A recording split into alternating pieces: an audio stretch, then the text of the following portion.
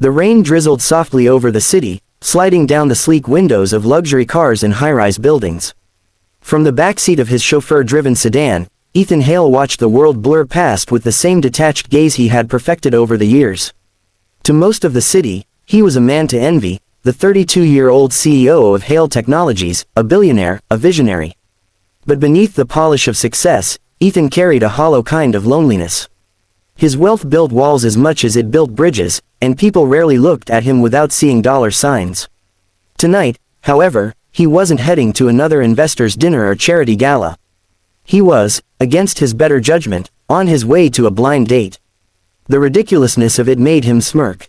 The date wasn't even his, it belonged to his best friend, Daniel Brooks, whose wealthy parents had arranged a meeting with a prominent family's daughter. Daniel, terrified of responsibility and allergic to commitment, had begged Ethan to go in his place. "You're perfect at these things," Daniel had insisted over the phone. "Charming, rich, good at small talk. Just show up, pretend you're me, and get me out of trouble. Please, Ethan, I'll owe you big." Ethan should have refused. He hated games, especially ones involving pretense. But Daniel had been his friend since college, one of the few people who liked him before the money, and Ethan couldn't quite say no.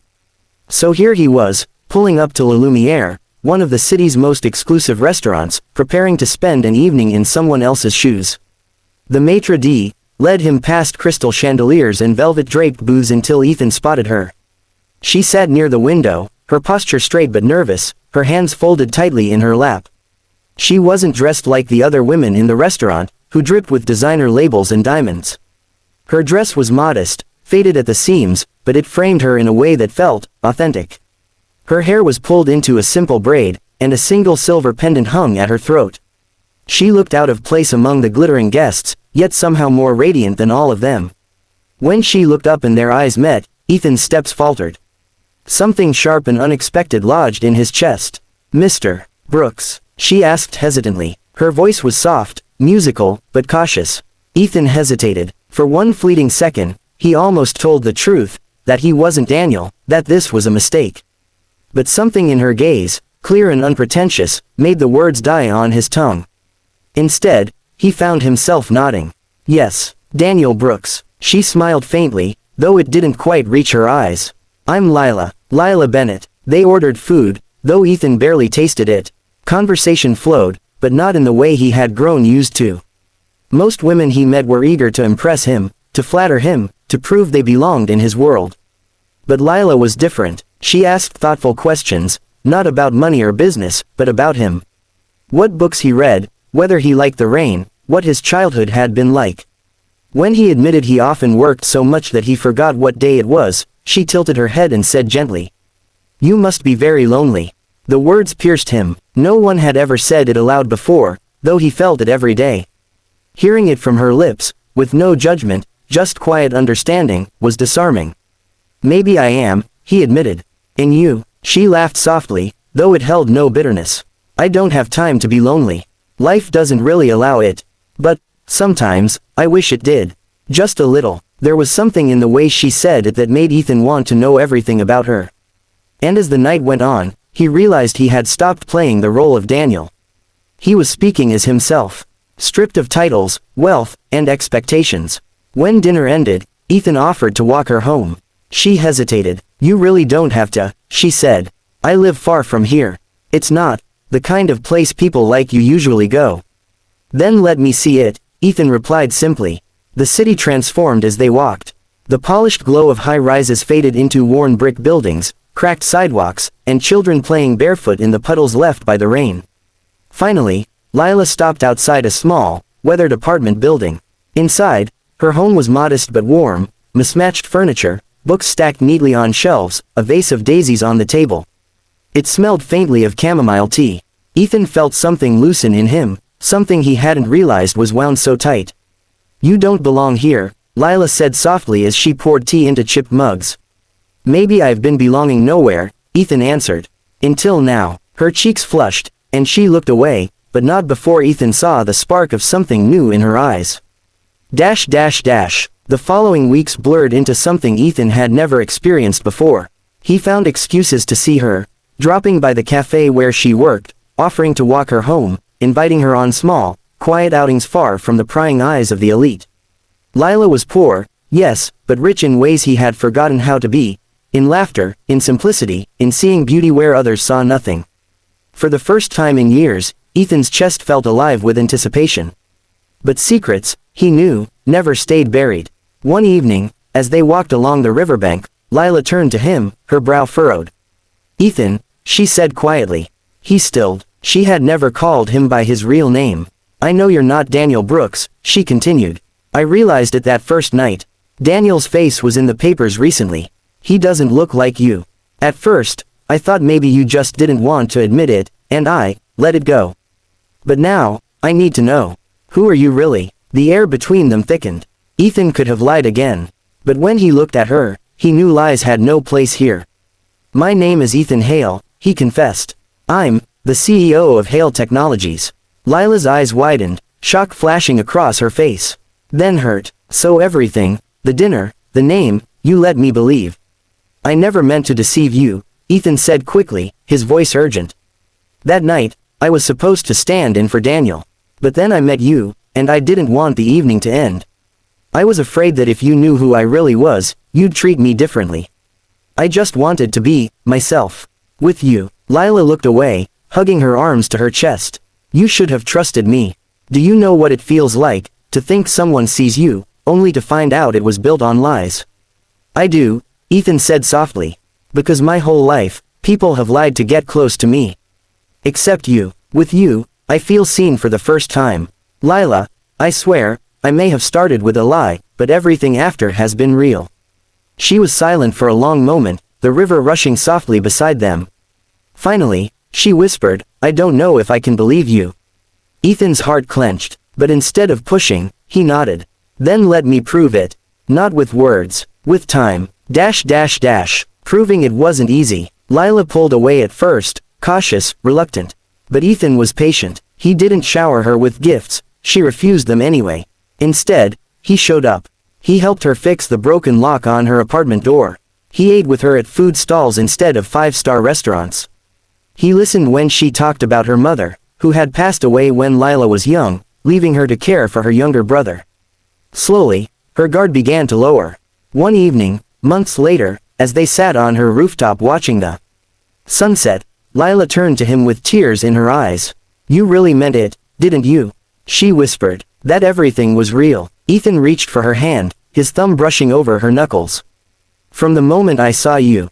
She smiled then, a smile that lit her whole face, and leaned into him. For the first time, Ethan felt complete. He had gone to that blind date as a favor, nothing more. But fate had led him to the one person who didn't want his money, his power, or his name.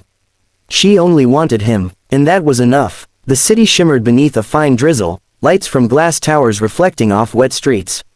Ethan Hale, 32-year-old CEO of Hale Technologies, sat in the back of his car staring at the blurred skyline.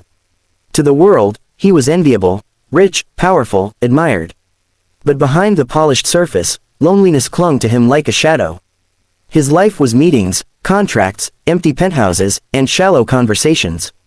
He wasn't the type to go on dates, much less a blind date. Yet here he was, reluctantly on his way to one. The date wasn't even his. His college friend Daniel Brooks had begged him to take his place. Daniel's wealthy parents had arranged a meeting with the daughter of another influential family. But Daniel, who thrived on freedom and recklessness, had no interest in commitment. "Please, Ethan," Daniel had pleaded. "Just go, meet her, and make sure she doesn't run back to my parents calling me irresponsible. You're good at these formal things. Just pretend to be me."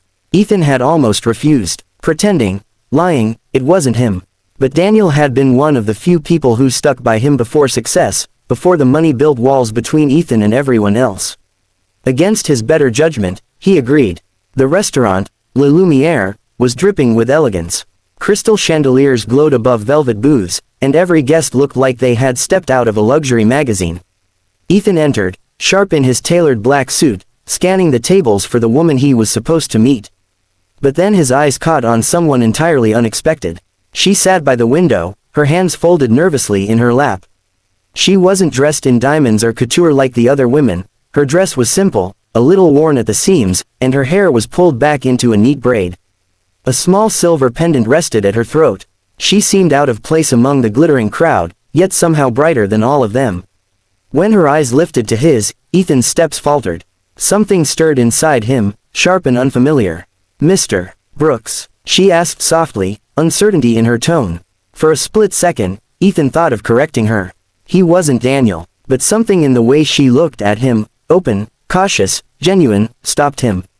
The truth caught in his throat, and instead, he found himself nodding. "Yes, Daniel Brooks." She smiled faintly. "I'm Lila Bennett." As they began to talk, Ethan quickly realized this wasn't what he had expected. She didn't try to impress him, didn't talk about wealth or reputation. Instead, she asked about the things no one ever did, his favorite books, whether he preferred mornings or nights, what his dreams were before business consumed him. And Ethan, to his own surprise, answered. At one point, her clear eyes studied him and she said softly, "You seem lonely." The words pierced him. No one had ever said it aloud before. Everyone else saw a man untouchable, powerful. But she looked right through the armor. "Maybe I am," he admitted. Dinner ended too quickly. When Ethan offered to walk her home, she hesitated. "I don't live in the kind of place you're used to," she said quietly. "Then show me," Ethan replied without hesitation. She led him through winding streets, far from the city's golden glow, into a modest neighborhood. Children played barefoot in puddles, old laundry lines stretched between buildings, and a small worn apartment building stood at the corner. Her home was simple. Mismatched furniture, books stacked neatly, a vase of daisies on the table. Yet it was warmer than any penthouse Ethan had ever stepped into. "You don't belong here," Lila said, watching him as she poured tea into chipped mugs. "Maybe I've belonged nowhere," Ethan answered softly. Until now, her cheeks flushed, and for the first time in years, Ethan felt alive. Part 2: The truth between them. In the weeks that followed, Ethan found himself seeking Lila in ways he had never sought anyone. He visited the cafe where she worked, joined her on quiet walks, shared simple meals at street stalls instead of five-star restaurants. With her, he wasn't a CEO or a billionaire, he was just Ethan. And he discovered things about her, too. She had lost her mother young and cared for her younger brother with the little she earned. Life had been hard, but she faced it with quiet strength. She was poor in wealth but rich in warmth, in small joys, in the ability to make the ordinary feel extraordinary. The more time they spent together, the more Ethan knew this wasn't fleeting. He was falling, deeply, irreversibly, but lies had a way of catching up. One evening, as they sat by the riverbank, Lila turned to him with eyes full of searching. "Ethan," she said softly. He froze. She had never called him that before. "I know you're not Daniel Brooks," she continued. "I realized it the first night. His face was in the papers a few weeks ago. You don't look like him. At first, I didn't want to ruin things, so I stayed quiet. But now, I need to know. Who are you really?" The world seemed to pause. Ethan's instinct was to protect himself, to deflect. But looking at her, her honesty, her courage, he couldn't. "My name is Ethan Hale," he admitted. "I'm not Daniel. I'm CEO of Hale Technologies." Lila's lips parted in shock. Then her expression hardened with hurt. "So everything, the dinner, the name, you let me believe a lie." "I didn't mean to deceive you," Ethan said quickly. "That first night, I intended only to help a friend. But then I met you, and everything changed. I didn't want you to look at me as everyone else does, through the lens of money or reputation. I wanted you to see me. Just me. You should have trusted me with the truth," she whispered, her voice trembling. "Do you know how it feels, to think someone sees you, only to realize it began with a lie?" "I do," Ethan said quietly. "Because all my life, people have lied to get close to me. Except you. With you, I felt seen for the first time. I may have started with a lie, but everything after that, every word, every feeling, has been real." Tears glimmered in her eyes as she turned away. "I don't know if I can believe you." Ethan's chest tightened, but instead of pushing, he nodded. "Then let me prove it. Not with words, with time. Proving it wasn't simple." Lila pulled back, cautious, wary. But Ethan was patient. He didn't drown her in gifts, she refused them anyway. Instead, he showed up. He helped her fix her brother's broken school bag.